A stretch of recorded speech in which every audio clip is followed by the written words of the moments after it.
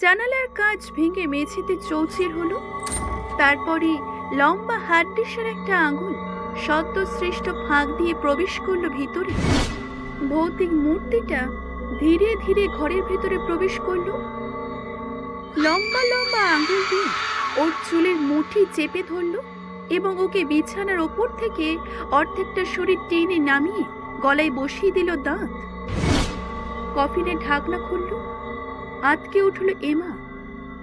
কফিনের ভেতরে শুয়ে আছে সেই বাদামি চেহারার ভয়ঙ্কর মূর্তিটা।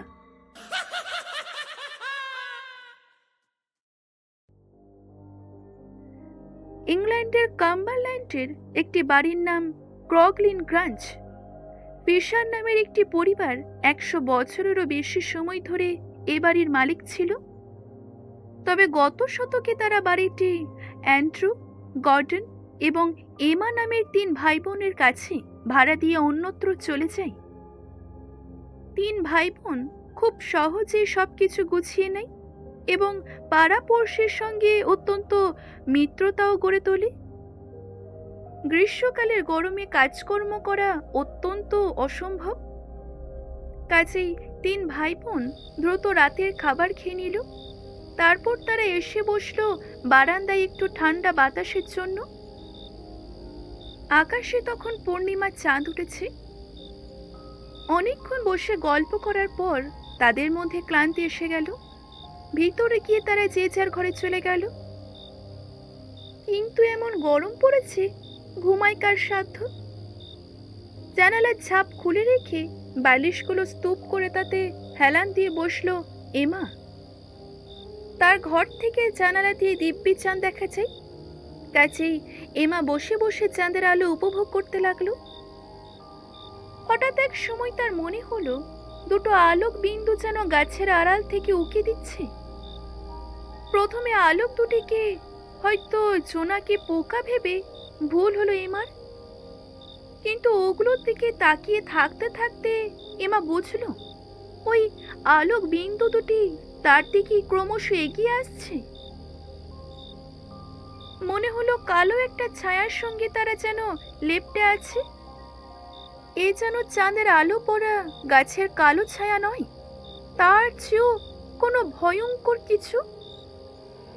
এমা আতকে উঠল। ওই ছায়াটা বাড়ির কাছেই চলে আসছে। ছায়াটা যত এগিয়ে আসছে ঠিক ততই বড় হচ্ছে। ভয়ে কাঠ হয়ে গেল এমা। গলা ফাটিয়ে চিৎকার দিতে চাইল, কিন্তু গলা শুকিয়ে যেন তার মরুভূমি। এক ফোঁটাও আওয়াজ বেরোলো না তার গলা থেকে। আতঙ্কিত হয়ে এমা দেখল ছায়াটি হঠাৎ করে একদিকে ঘুরে দাঁড়ালো। ওটা সোজা ওর দিকে আসার বদলে ঘুরে অন্য দিক থেকে বাড়িতে ঢুকবার মতলব করছে না তো? এমনই ভাবনা উদয় হলো এমার। সেই লম্বা কালো ছায়া মূর্তিটি চোখের আড়াল হতেই এক লাফে বিছানা ছেড়ে নেমে ছুটল হল ঘরে দরজার দিকে। দরজার গোলাকার হাতলে হাত রেখেছে এমা, আর ঠিক তক্ষুনি কানে ভেসে এলো রক্ত হিম করা নখের আঁচড়ের শব্দ। কেউ যেন তার ধারালো নখ দিয়ে আঁচড় কাটছে।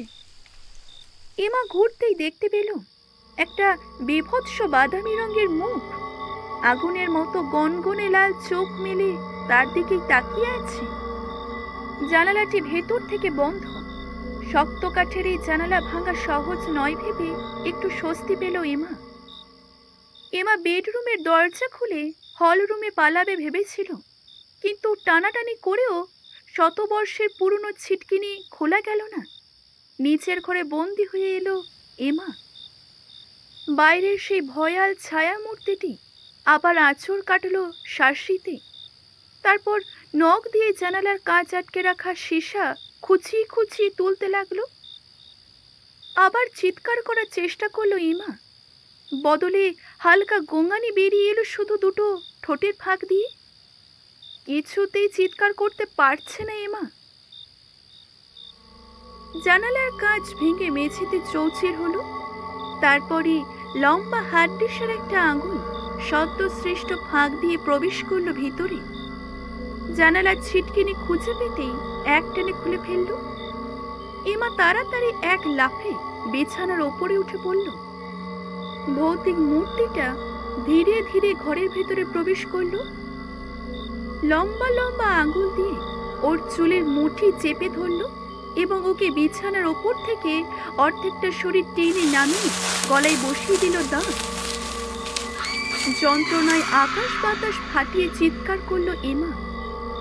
কুৎসিত মুখটাকে দু হাতে ঠেলে সরিয়ে দেওয়ার অনেক চেষ্টা করতে লাগলো এমা। দরজার বাইরে থেকে শোনা যাচ্ছে তার ভাইদের চিৎকার এবং দরজার দমাদম আঘাত করছে। দরজার বাইরের আওয়াজ পাওয়া মাত্রই সেই দানবটা এমাকে ছেড়ে দিয়ে জানালা গলে ছুটে পালালো। অ্যান্ড্রু এবং গার্ডেন যখন দেখলো দরজা কিছুতেই খুলছে না, তখন তারা প্রচন্ড ধাক্কা মেরে দরজাটা ভেঙে ভেতরে ঢুকলো। ঘরে ঢুকেই দেখে তাদের বোন চিত হয়ে বিছানায় পড়ে রয়েছে এবং গলা দিয়ে বেরোচ্ছে রক্ত। তারা কিচ্ছুটি ঠাহর করতে পারল না। তারপর গার্ডেন জানালা দিয়ে তাকাতেই চেঁচিয়ে উঠল, ওই যে আমি তাকে দেখতে পেয়েছি। সে লম্বা একটা দেহের দিকে আঙুল তুলে দেখালো। ওটা বড় একটা গাছের ফাঁক দিয়ে নিচে ছায়ার মধ্যে ছুটে পালাচ্ছে। সঙ্গে সঙ্গে সেই ছায়া মূর্তিটার পেছনে ধাওয়া করল, কিন্তু তার চেয়েও দানবটার গতি অধিক। প্রকাণ্ড দানবটা বড় বড় লাফ মেরে দেওয়াল টপকে চার্চের গোরস্থানের মধ্যে ঢুকে পড়ল।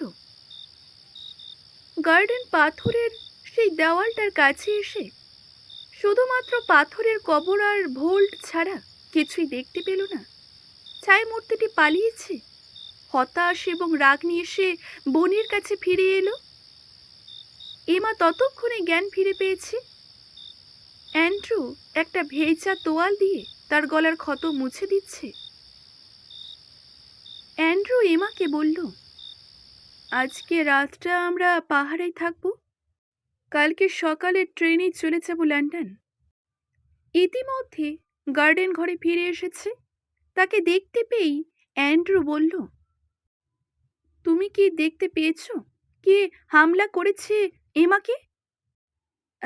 আগে না, গোরস্থানে ওটা পালিয়ে গেছে।